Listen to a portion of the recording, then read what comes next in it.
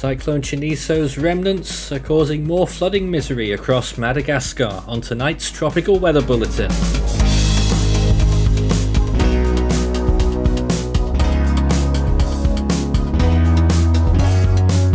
And now the latest around the wide world of tropics. Tropical Weather Bulletin for January 22nd. Looking around the world right now, we have no classifiable system active anymore, no fully fledged tropical cyclones, although the remnants of Cheneso are looking rather decent. We are still code blue because of the impacts that Cheneso is causing over land, particularly for rainfall. First, looking across the Atlantic, 130 days until hurricane season, that long frontal system there extending from the Gulf Coast right through to an extratropical cyclone pushing through the Canadian Maritimes. Elsewhere though, nothing interesting. And then looking towards the southern hemisphere, we're actually starting in the southwest Indian Ocean, looking at Cheneso there, 20% given on it by our analyst team, although I think it could possibly be a little bit higher than that. Certainly got a lot of convection still blowing up. And as we move further towards the west, there's nothing really going on out east, so I thought I'd bring to your attention a little feature moving off the coast of Brazil right now, which is looking somewhat interesting. That will peak it in its structural integrity in the next 12 hours or so, and then it will start to die off. Just something that we might want to note there. In another world, it might have had a run at subtropical cyclone status, but I'm pretty confident that this one will not, and I'm sure most of you would agree. Let's check the rainfall over the last 24 hours then as we look at the proper satellite imagery. Look out for the red zones, particularly over Madagascar. Satellite-derived rainfall estimates showing lots of it along the western coast of Madagascar there. You can see it quite clearly towards the end of that loop, with that big blow-up of convection in recent hours. Elsewhere, other points of interest, aren't really that many. Australia's top end and part of Indonesia maybe. But first, let's take a look at some satellite imagery across Madagascar. Here is the latest RAM infrared enhanced.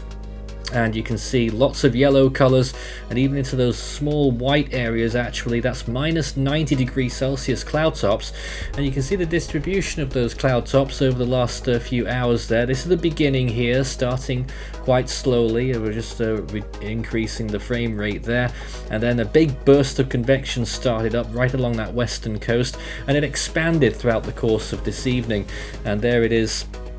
Getting much larger and sweeping off towards the northwest. Looks like it's quite affected by wind shear as well, further towards the west there with that sharp gradient. Another look just to show which areas underneath those cloud locations, and particularly the provinces of Melaky and Minabe probably getting a lot of precipitation right now.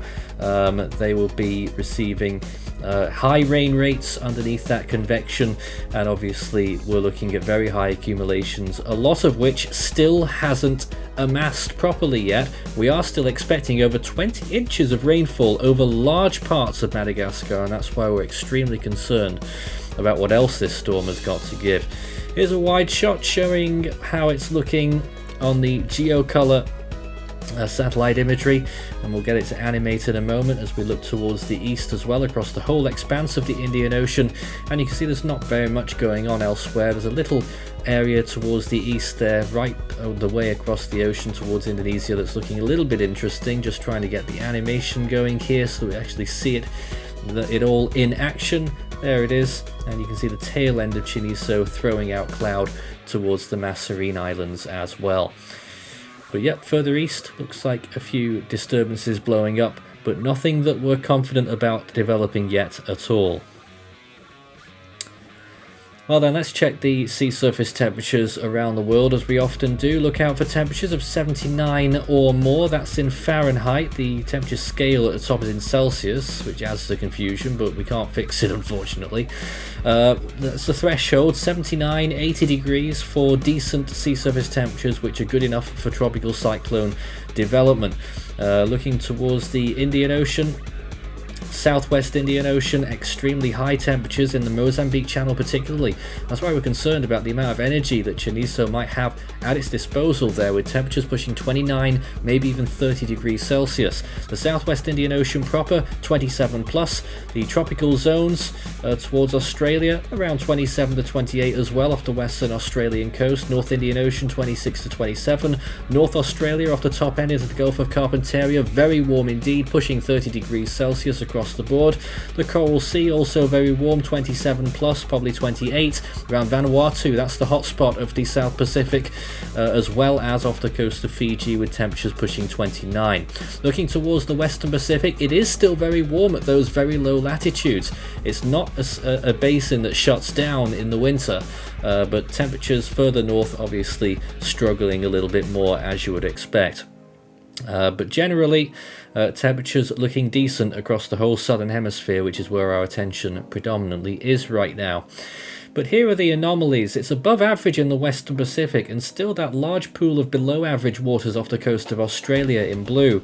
In the Indian Ocean, it's hit and miss here and there, and in the Mozambique Channel, it is above average. Off Fiji, also above. And the La Nina effect there, still quite visible, but not really much compared to what it was a month or two ago. It is dying out, and we are looking that we might have an El Nino later this year, possibly. Oceanic heat content looks like this, very decent down there in the southern hemisphere towards Fiji, Vanuatu and Samoa, and in the Western Pacific there's still that area of warmer areas, orange, just south of the Mariana Islands, and slowly crawling towards the Philippine Islands too.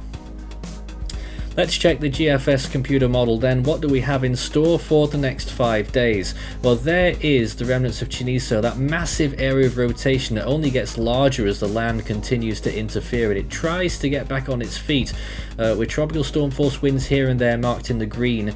And then eventually towards the end of that 5-day period, the GFS has it moving off the east coast of Madagascar and out towards the ocean again, and becomes a tropical storm and strengthens as it moves southeastwards. Other models disagree. ECMWF has it intensifying substantially off the west coast in the next 5 days, so real question marks with that. Take a look at the precipitation charts though. Extremely high amounts of rainfall still expected in the next 7 days, and these are numbers on top of what we've already seen. Thankfully, the very eastern coast where the storm initially made landfall looks like it's out of the woods there, but take a look at the amount of rainfall further south there and to the northwest. 28 inches are plenty, and several areas above 20 inches, that's 500 millimeters, with maximums over land, as said, 28 there. That would correlate to 700 millimeters of rainfall, and that little area there, 35 inches out to sea, thankfully. So if that track verifies, that would be better news, but still extremely high rain values over land.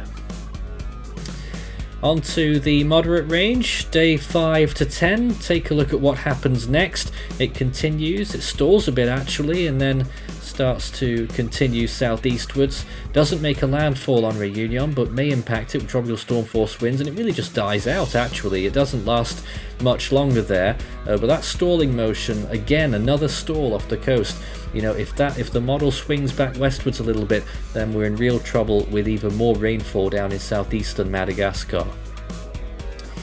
Nothing else around the world, and that's all the serious stuff done. So scan the barcode and take a look at the Force 13 merch store. We have all of our usual items, as well as full season and individual animations for your browsing, and are still waiting for Hone t-shirt. Well, this is a rarity, would you believe it? There is nothing in the silly range on the GFS tonight, nothing at all, so that's it. You can join our Discord server, discord.gg/force13 for tropical weather chat and general weather chat with people from around the world, live in real time. Almost. On this day, January 22nd, 2005, we had a very compact but powerful cyclone off the same western coast of Madagascar, further south towards southern Minabe province and towards Atsimo and Rafana province, Cyclone Ernest, which was peaking on this day in the early to middle hours of that January 22nd date. Elsewhere around the world, there was nothing active on that particular day. However, there was the remnants of a system that were moving towards Mauritius, and a system that was about to form near Australia. Let's go back to today then, and the first name on the Atlantic naming list, let's hope it takes a while to get it. It's Arlene. In the East Pacific, it's Adrian, and in the Central Pacific, we are still waiting for Hone. And I'll be growing old saying that by the looks of things. In the Western Pacific, the next name is Sanvu, and in the North Indian Ocean, it will be Mocha, the first name of 2023 in that basin. 5 storms so far this year. It's been a somewhat sluggish start, but we have had a Category 1 landfall in the form of Cheneso. The next name is Dingani, the Australian region Freddie, and South Pacific it's Judy. That's all from tonight's Tropical Weather Bulletin. We'll be back again on Monday night.